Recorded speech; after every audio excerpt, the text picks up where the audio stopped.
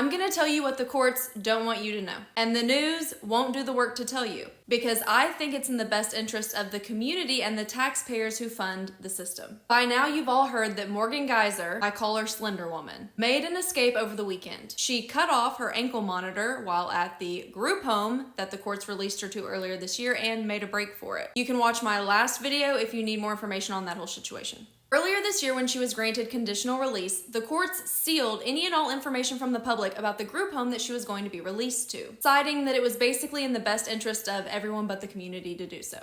And the news continues to reference this group home as the undisclosed group home. After doing some research, I now understand why, and I want you to understand why too. When the general public thinks of halfway houses, they think of what they saw in movies like Double Jeopardy, where newly released prisoners go to a house that has security measures in place and they have a Travis Lehman on staff that's annoyingly keeping a close eye on every single person. I don't know shit about fuck, but I feel pretty confident that this is the group home that Slender Woman was living in a normal neighborhood surrounded by unsuspecting neighbors that don't know what's going on in this house, which is actually a normal practice that most of society is not aware is occurring. Now, the company that operated this group home that she escaped from owns several per their website. But most importantly, their website clearly states that they are not equipped for intensive behavioral care. And yet the court system released a woman who stabbed someone 19 times and did less than 10 years in a facility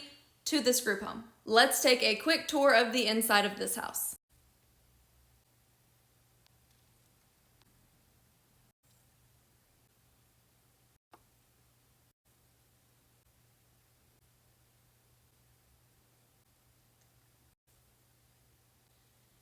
So much to say and so little time. And their licensing survey from last August was very interesting. It reads, the provider did not ensure a safe, comfortable, and home-like environment. There was a large hole in the dining room wall. It measured 1 foot long by 6 inches high. Don't worry guys, it was just because a resident threw a chair at the wall. And there were more holes in the wall. And then it got into the type of residents that they were currently housing, none of which I think need to be around Slender Woman. And as a result of that licensing survey, they did end up getting a violation for the holes in the wall. The takeaways here are, one, you could be living next to a group home and be completely unaware that these group homes are not like what most people in the general public think they are, and that the one they released Slender Woman to had no business housing her in the first place. Tag a friend in the comments or share this to your story to educate others about this whole situation. Thanks for choosing facts over fuckery. Make sure to like and follow for more, and I will see you guys on the next video.